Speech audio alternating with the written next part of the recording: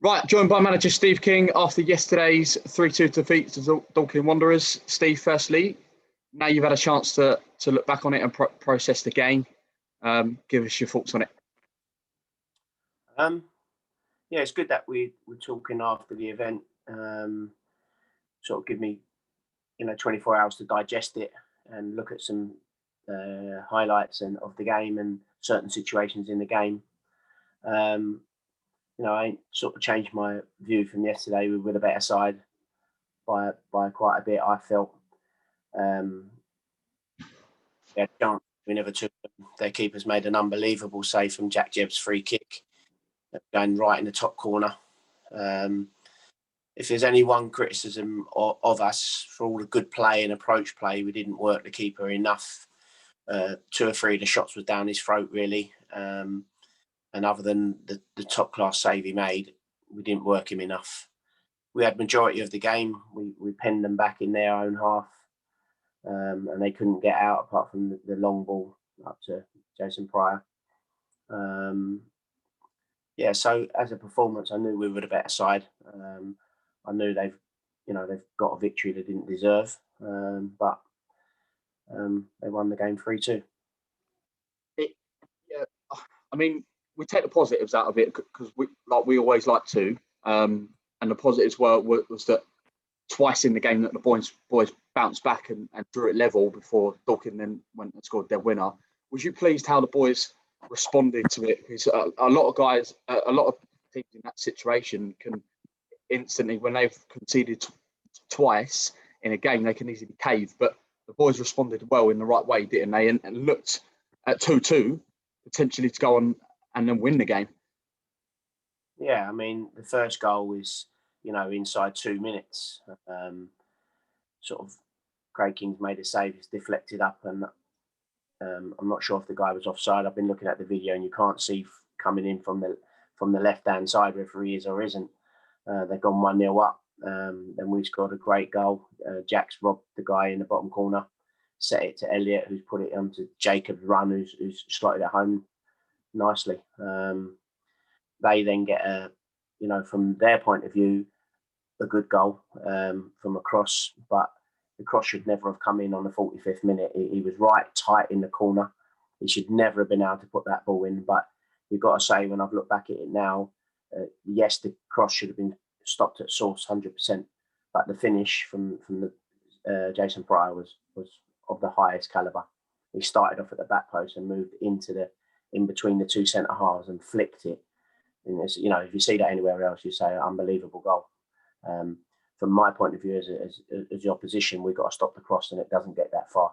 And then we've got to mark better in the box because they had 1 man in the box against 2 of our centre halves. So we've got to do better from that point of view. Right on half time, sort of change the team talk a little bit. We come out again, take the game to them, camped in their half for most of the half. Jebby scores a brilliant free kick. Again, I can't see in the video if it's deflected or not. It seems to have changed direction a little bit, the way the keeper was. And at 2-2, there's only one team for me going to win the game. They stuck it at it, defended really well as a group.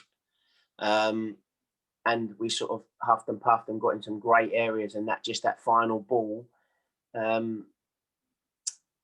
wasn't right, or it wasn't the right ball. But we dominated for large periods, and then for them to get the sucker punch for the third goal, a throw in, and it's not even like a good throw. It's just about made the 6-yard box. He headers it, and then it double ricochets, and he heads it again. So I'm looking at that, and I just think, well, how? And then it's just a little flick finish inside the near post. So very, very disappointed from that point of view. For such an open game, and it kind of always is between Dartford and Dorking, is that both sides like to be attacking. It felt almost watching it. It was very stop-start yesterday. A lot of whistle blowing. A lot of people being like taken out. Was that? Do you think that played a part into affecting our rhythm yesterday? Is that we couldn't ever really get going because it was either Jacob being fouled, then it was Noor being fouled, then it was Jazzy being fouled. Was it frustrating watching it from your point of view that it was so stop-start yesterday? Yeah, Yeah, of course, it's frustrating. Rhythm of the game up. It is what it is. I don't want to get decisions again because there's no point at all. So, that's been and gone now. We have to, you know, you as a manager, if a team carves you open and things like that, then you can accept that. But the manner of the goals was hard to accept, really, and a bit of pill to swallow because I knew we were the better side. They knew it as well. Listening to Mark's interview, he knew it, and they've won the game. But he's gracious, enough to say that they didn't deserve to win the game. So credit for them, the way they defended. Stopped a lot of balls going in their box. So is a defeat. We have to accept, take it on the chin, as much as we hate losing. Yeah. Me more than anybody. We have to go again, and we're in a good place. We've had a good start, and that's our first defeat in 6 games. Was it 6 games? Yeah. Yeah, I think it's important that you say there, Steve, is that it's important to remain positive, isn't it? That the boys don't kind of beat themselves up about it, because it is so early on in the season, is that you'd almost rather get those type of games out the way so early this season rather at the back end of the season, isn't it? Yeah, but it's that they're playing against a good side. Like I said all along, they'll be a top side this year. So we're not playing against no mugs. They're very, very good side. They've come up against the number 9 that is probably the best in the division. It's a handful. It's the first sort of time that I've seen Vinty and Bonner sort of ruffled. They've been outstanding. So credit goes to them as well. He done a lone roll up front, and yeah, there's antics going on. We all see it, everybody. So both sides, one's pulling, the other one's pulling. So it is what it is. They both got booked for it. But listen, they had their day yesterday when they didn't deserve to, and they won the game. And we have to, like I said, go again. We can't dwell on that. Tuesday we got Hemel, which will be a different test, and a tough test as well now, because they've gone away to Bath and won 2-1. And I know Bath ain't having the greatest of times at the moment, but it's very hard to go and win at Bath. Still a tough place to win. So they've obviously got capabilities in their group, which I see that on Tuesday night when I watched them against Billericay. Although the scoreline was 4-1, I did come away saying it wasn't a 4-1. They got capabilities in their group to hurt you. So we need to get back on it Tuesday. I'm sure we will. We've narrowly lost 3-2. So yeah. Yeah, like you just said there about watching. Yeah, we go on to Hemel on Tuesday night. You watched them against Billericay. They went and obviously beat Bath yesterday. They're a bit of an unknown certainty, but I'm sure. What sort of tests are you expecting from Hemel on Tuesday night? Well, they've got good players, and most teams in this league have got good players. So, it's how you cancel out their good players. So, what shape will they play? I've seen them play different shapes, systems.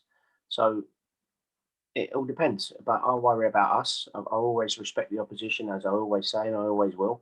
I've done my homework on every one of their players. So whoever they put out. And it's about us picking the right side to go and try and get a result. Will there be changes? Probably will be changes from our point of view. We've got a squad there for a purpose. We've got another tough game at Maidstone on Saturday. So they're coming thick and fast now. So we'll probably change maybe 1 or 2 players just to give people minutes as well. And yeah, so we keep people fresh.